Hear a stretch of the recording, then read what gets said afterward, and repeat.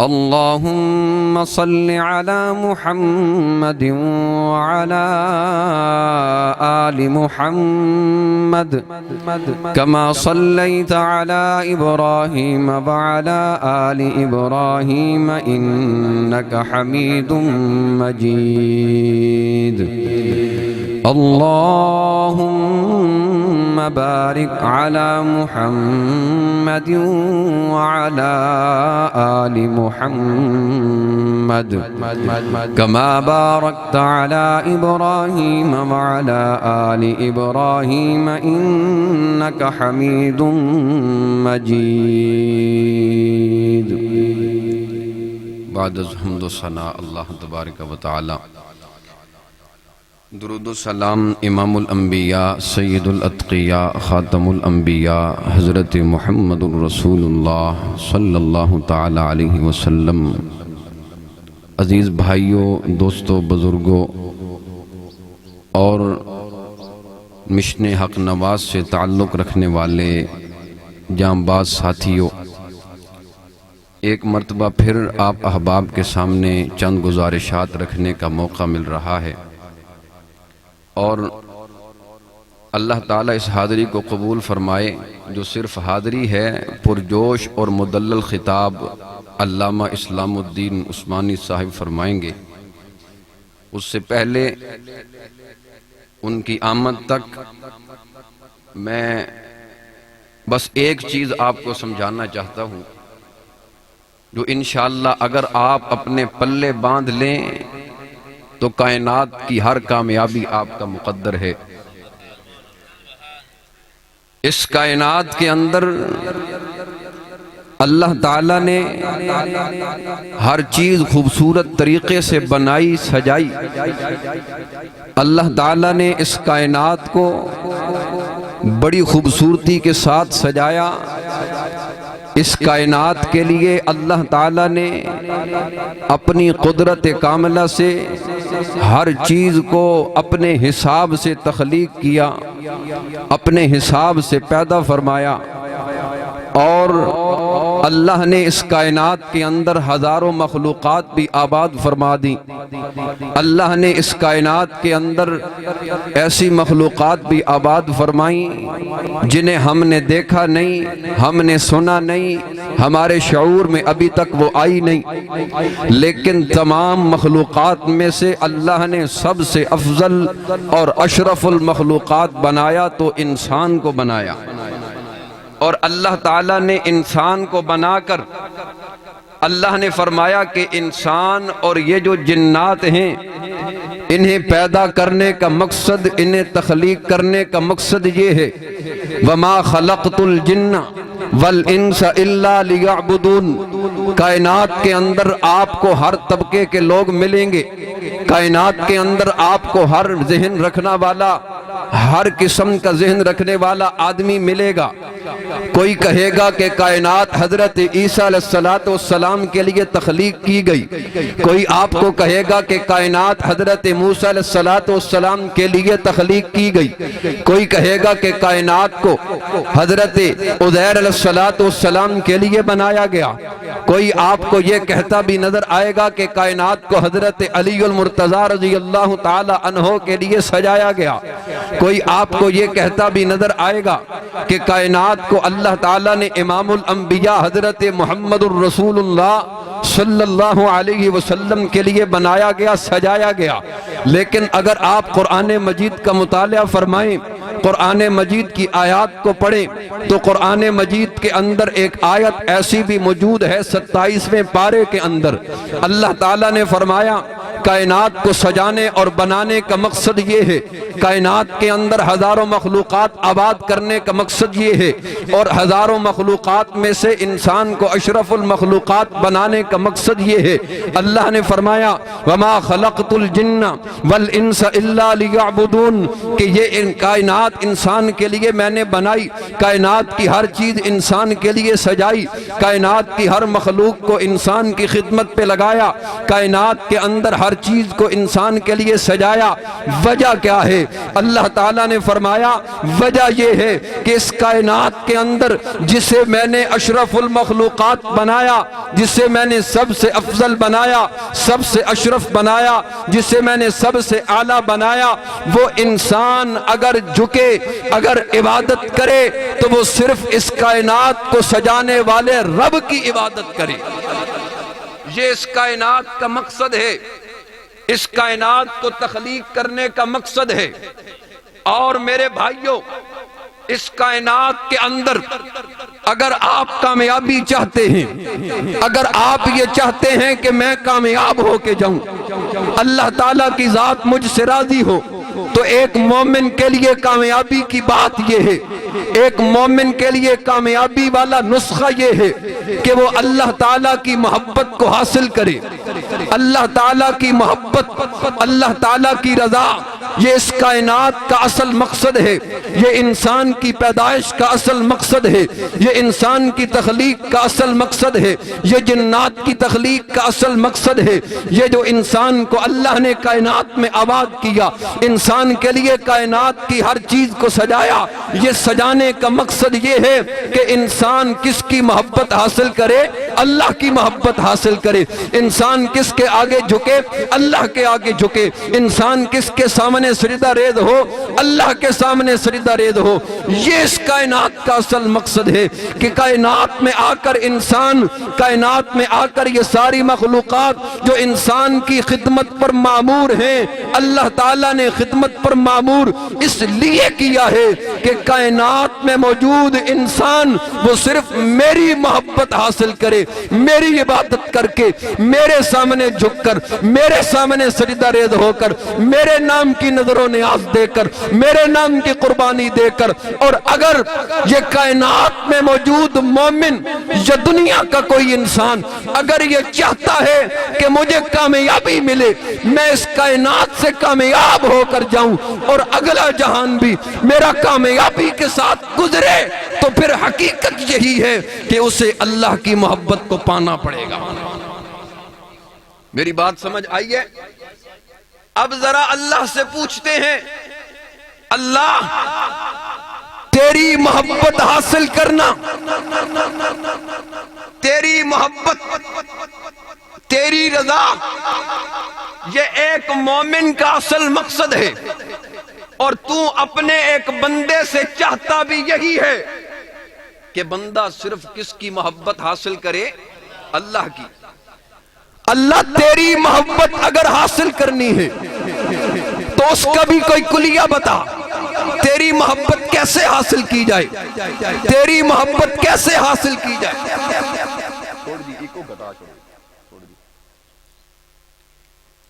اگر کائنات کے اندر ہم کامیابی چاہتے ہیں، اللہ تیری محبت حاصل کرنا پڑے گی۔ تیری محبت حاصل کرنے کے لیے ہمیں کس کے در پہ جانا پڑے گا؟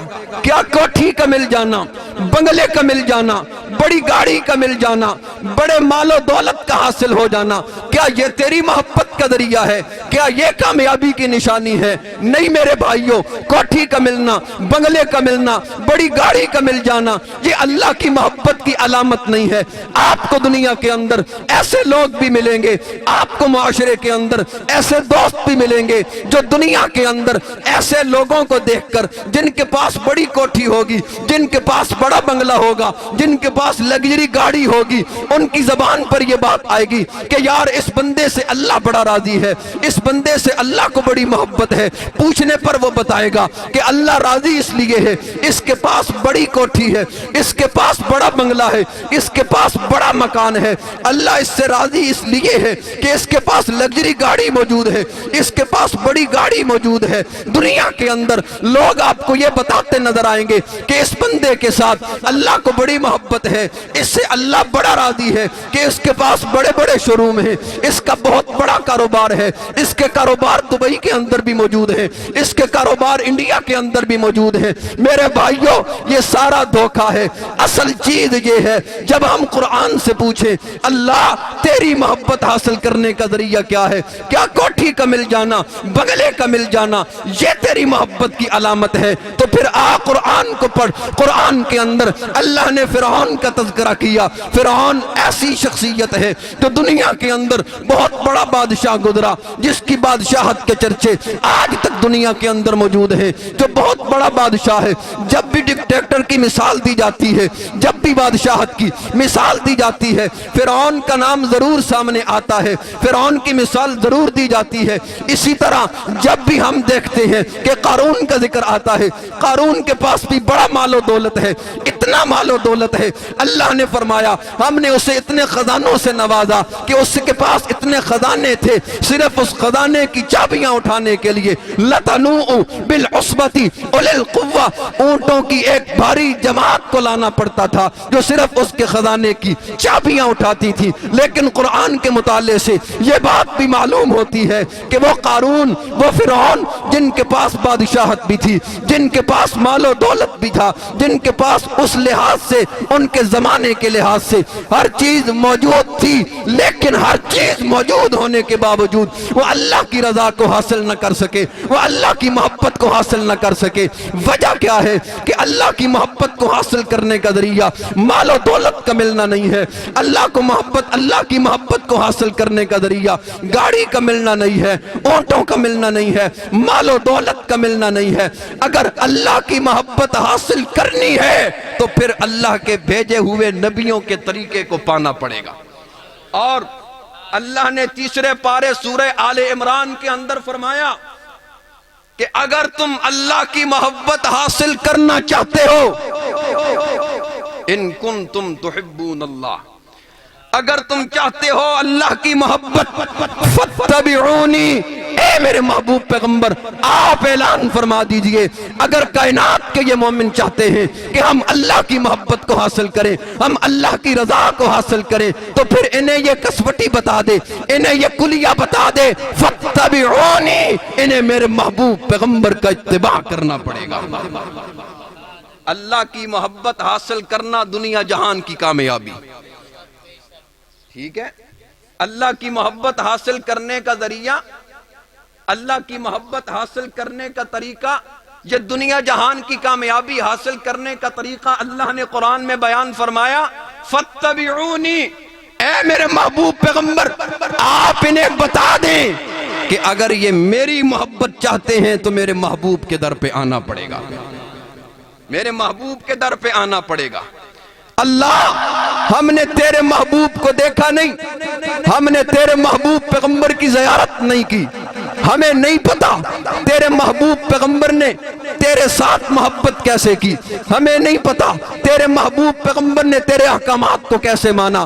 اللہ ہم نے تیرے محبوب پیغمبر کا زمانہ نہیں پایا، ہم نے نہیں دیکھا انہوں نے نماز کیسے پڑھی، ہم نے نہیں دیکھا انہوں نے جہاد کیسے کیا، ہم نے نہیں دیکھا انہوں نے تبلیغ کیسے کی، ہم نے نہیں دیکھا وہ مکہ سے مدینہ ہجرت کر کے کیسے آئے۔ اللہ تیری محبت پانے کے لیے ان کا اتباع ضروری ہے۔ اللہ ہمیں کوئی اور کسوٹی بھی بتا، اللہ ہمیں کچھ اور لوگ بھی بتا، اللہ ہمیں کوئی ایسا نمونہ بھی بتا کہ ہم تیری محبت حاصل کرنے کے لیے جب تیرے محبوب کے در پہ جانا چاہیں، جب تیرے محبوب کا اتباع کرنا چاہیں تو اللہ تیرے محبوب کی محبت حاصل کرنے کا ذریعہ کون ہے؟ اللہ تیرے محبوب کی محبت اور اتباع کا طریقہ ڈھونڈنے کے لیے ہم کس کو فالو کریں، ہم کس کے پیچھے چلیں؟ اللہ نے فرمایا پریشان نہیں ہونا، گھبرانا نہیں ہے، کائنات کی ساری کامیابی یہ ہے کہ تم میری محبت حاصل کرو، اللہ کی محبت کو پالو، اللہ کی رضا کو پالو، اور اللہ کی محبت اگر پانا چاہتے ہو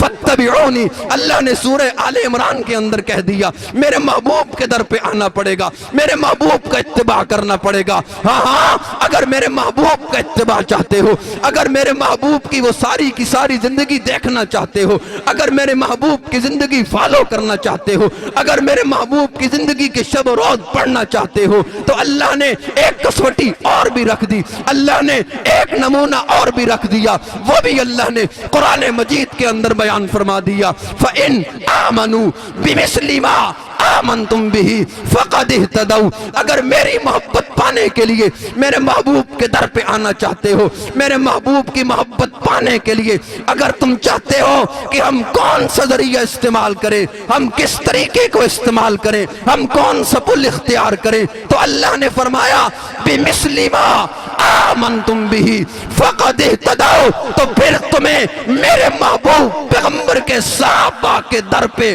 آنا پڑے گا اور ان کی اتباع کرنا پڑے گی۔ جو صحابہ کے طریقے کو اپنائے گا، جو صحابہ کے طریقے کو فالو کرے گا، جو صحابہ کی اقتداء کرے گا، وہ در حقیقت محمد کے طریقے کی ابتداء کرے گا، وہ در حقیقت پاک پیغمبر علیہ السلام کے طریقے کو فالو کرو گا۔ اور آج اگر میں آقا علیہ السلام کی سیرت چاہتا ہوں، اگر میں آقا علیہ السلام کی اقتداء کرنا چاہتا ہوں، اگر میں محبوب پیغمبر علیہ السلام کی سنت کو سمجھنا چاہتا ہوں، تو پھر ہر معاملے کے اندر اللہ کی محبت کو پانے کے لیے پاک پیغمبر علیہ السلام کے اتباع کے طریقے کو دیکھنے کے لیے مجھے محبوب پیغمبر کے صحابہ کے در پہ آنا پڑے گا۔ ٹھیک ہے؟ اللہ کی محبت پانا یہ دنیا جہان کی کیا ہے؟ کامیابی۔ اللہ کی محبت پانے کے لیے ذریعہ کون ہے؟ امام الانبیاء محمد الرسول اللہ صلی اللہ علیہ وسلم۔ اور اگر ہم اتباع پاک پیغمبر کا کرنا چاہتے ہیں تو پھر ہمیں کن کے در پہ جانا پڑے گا؟ کن کے در پہ جانا پڑے گا؟ صحابہ کے در پہ جانا پڑے گا۔ اور دین کی آپ کوئی چیز، کوئی شعبہ اگر چاہتے ہیں کہ ہم توحید کے میدان میں آئیں، ہم ختم نبوت کے میدان میں آئیں، حضرت آئے بیٹھے، بس آخری بات بھائی، مجھے نہیں پتہ چلا، اگر آپ یہ چاہتے ہیں کہ ہم دین کے کسی بھی شعبے پر عمل کرنا چاہیں تو میرے بھائیو ہر شعبے پر عمل کرنے کے لیے آپ کو صحابہ کے طریقے کو فالو کرنا پڑے گا۔ ختم نبوت میرے ایمان کا حصہ ہے، ختم نبوت کے بغیر ایمان مکمل نہیں ہے، بلکہ ختم نبوت پر کام کرنا یہ عین ایمان ہے۔ لیکن ختم نبوت پر پہرا دینا سکھایا کس نے ہے؟ ختم نبوت پر پہرا دے کر دکھایا کس نے ہے؟ آؤ اگر ختم نبوت کا کام کرنا چاہتے ہو صحابہ کے طریقے کو فالو کرنا پڑے گا۔ یہ خبیب بن زید ہے، یہ میرے محبوب پیغمبر کا صحابی ہے۔ آقا علیہ السلام کے دربار کے اندر مسیلمہ کذاب کا خط آیا ہے جس کے اندر میرے محبوب پیغمبر کی گستاخی ہے۔ میرے آقا نے جواب دیا ہے اور جواب دینے کے لیے خبیب بن زید کی ڈپٹی لگائی ہے، اے خبیب جاؤ یہ میرا خط لے کر مسیلمہ کذاب کے دربار میں جاؤ اور جا کر میرا جواب دے کے آؤ۔ حضرت خبیب بن زید میرے پاک پیغمبر علیہ السلام کا خط لے کر مسیلمہ کذاب کے علاقے میں پہنچتے ہیں، وہاں جا کر بتاتے ہیں میں محمد عربی کا سفیر ہوں، میں محمد عربی کا غلام ہوں، میں محمد عربی کا صحابی ہوں اور میں مسیلمہ کذاب کے خط کا جواب لے کے آیا ہوں۔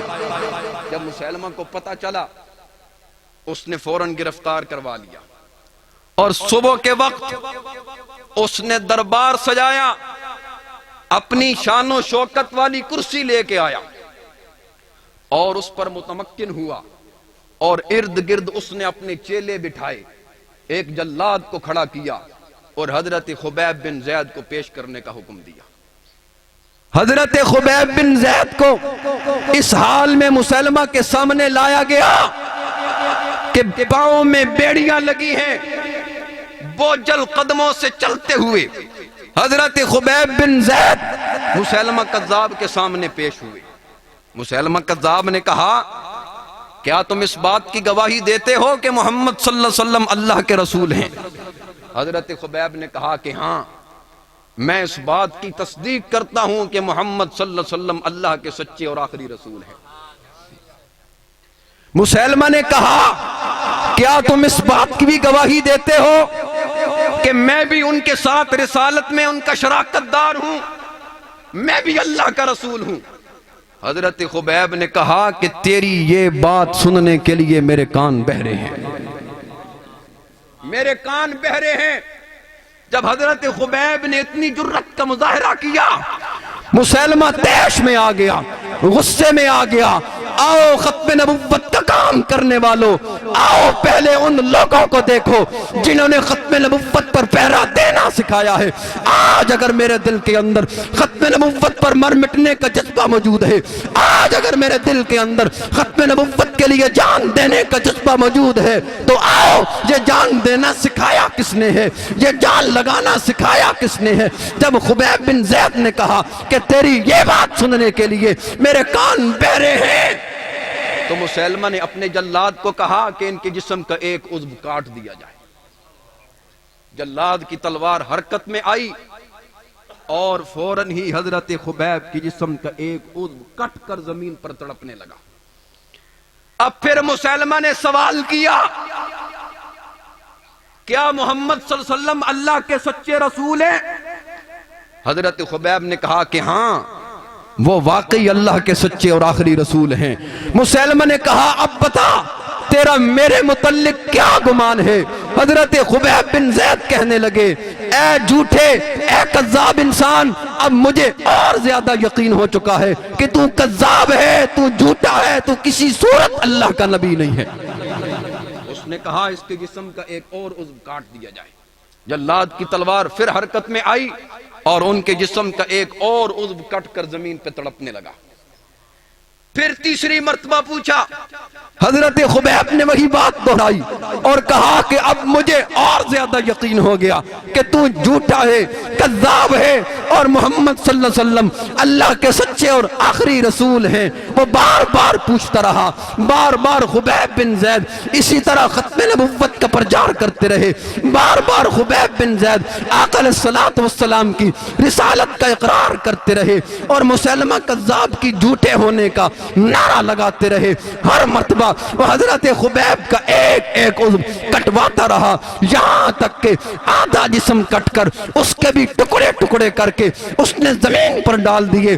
آدھا جسم کٹ کر زمین پہ تڑپ رہا ہے، زمین پہ پڑا ہے، اور آدھا لوتھڑا، آدھا جسم جس میں ابھی کچھ جان باقی ہے، وہ مسیلمہ کذاب کے سامنے تن کر کھڑا ہے۔ جب بھی مسیلمہ سوال کرتا ہے، حضرت خبیب پھر تڑپ کر جواب دیتے ہیں، جرأت سے جواب دیتے ہیں، بہادری سے جواب دیتے ہیں، اے مسیلمہ اب مجھے اور زیادہ یقین ہے، اب مجھے اور زیادہ یقین ہو چکا ہے کہ تو جھوٹا ہے، تو اللہ کا نبی نہیں ہے۔ محمد صلی اللہ علیہ وسلم اللہ کے سچے نبی ہیں، اللہ کے آخری پیغمبر ہیں، اللہ کے آخری رسول ہیں۔ یوں ہی وہ جان لیتا رہا، جسم کے عضو کٹواتا رہا، یہاں تک کہ ختم نبوت کے نعرے لگاتے ہوئے حضرت خبیب نے جان دے دی، ختم نبوت پر آنچ نہیں آنے دی۔